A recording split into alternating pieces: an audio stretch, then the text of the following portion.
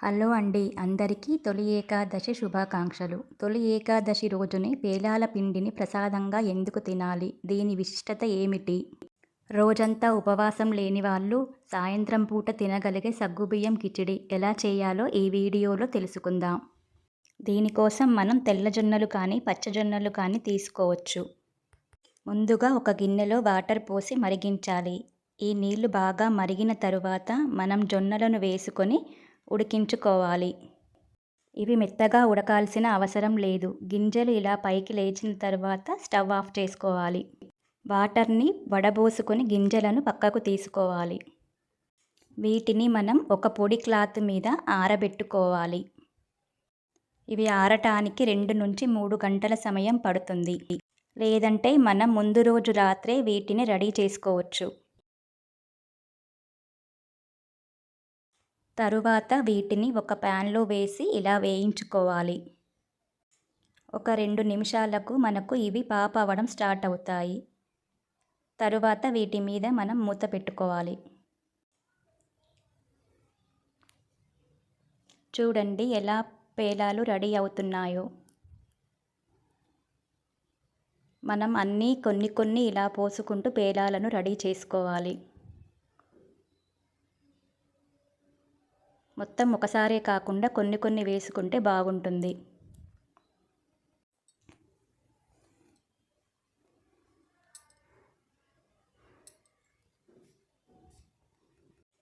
మనకు అన్నీ పేలాలు కావు. కొన్ని జొన్నలు మిగులుతాయి. ఇవి చల్లారిన తరువాత కొద్దిగా బెల్లం కలుపుకుంటూ మనం వీటిని పిండిలా తయారు చేసుకోవాలి. ఈ రోజున పేలాల పిండిని తినడం వలన సంవత్సరం పొడవునా ఆరోగ్యంగా ఉండవచ్చని నమ్మకం. ఈ పండుగ మనకు వర్షాకాలంలో వస్తుంది. ఎండాకాలం తర్వాత వర్షాకాలం ప్రారంభమయ్యే కాలంలో ఉష్ణోగ్రతలు ఒక్కసారిగా పడిపోతాయి. ఈ సమయంలో శరీరానికి ఈ పేలాల పిండి వేడిని కలుగజేస్తుంది. అందువల్ల ఈ రోజున ఇళ్లల్లో, ఆలయాల్లో ప్రసాదంగా ఈ పేలాల పిండిని పంచడం ఆనవాయితీగా వస్తుంది. చూసారా, పేలాల పిండి మనకిలా రెడీ అయ్యింది. అవసరమైతే మనం వీటిలో కొన్ని పుట్నాలు, కొబ్బరి ముక్కలను కూడా యాడ్ చేసుకోవచ్చు.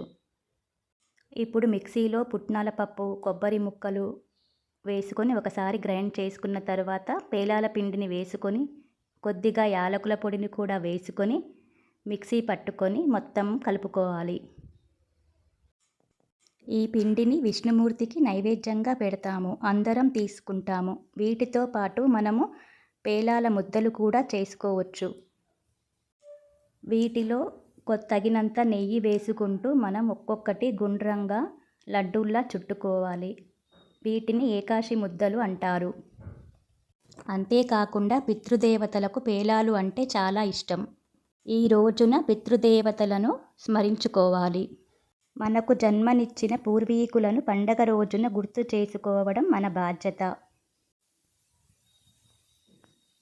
తొలి ఏకాదశి రోజున భక్తులు ఉపవాసం పాటించాలి. విష్ణువుకు ప్రార్థనలు చేయాలి. ఇలా చేయటం వలన విష్ణుమూర్తి అనుగ్రహమే కాకుండా లక్ష్మీదేవి అనుగ్రహం కూడా లభిస్తుంది.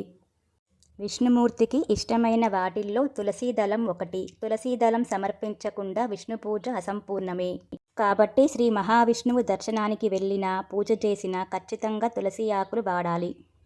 ఆరోగ్య కారణాల రీత్యా రోజు మొత్తం ఉపవాసం ఉండలేని వారు సగ్గుబియ్యంతో తయారు చేసిన కిచిడీని తీసుకోవచ్చు.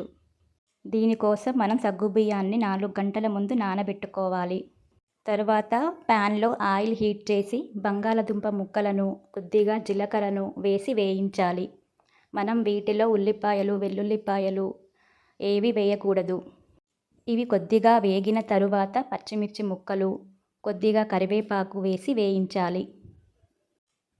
బంగాళదుంపలు మగ్గడానికి కొద్దిగా ఉప్పును, పసుపును కూడా వేసి ఇవి బాగా మగ్గించుకోవాలి.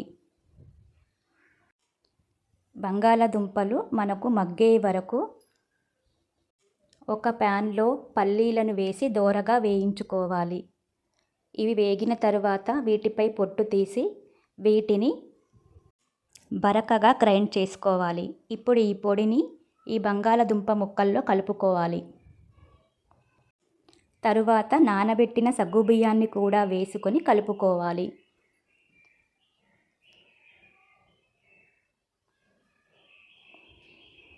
ఉప్పు చూసుకొని మళ్ళీ కలుపుకోవాలి. అంతే అండి, సగ్గుబియ్యంతో తయారు చేసిన కిచిడి రెడీ. రోజు మొత్తం ఉపవాసం ఉండలేని వారు పాలు పండ్లతో పాటు దీనిని తీసుకోవచ్చు. ఈ వీడియో మీకు నచ్చితే లైక్ చేయండి, షేర్ చేయండి, సబ్స్క్రైబ్ చేయండి.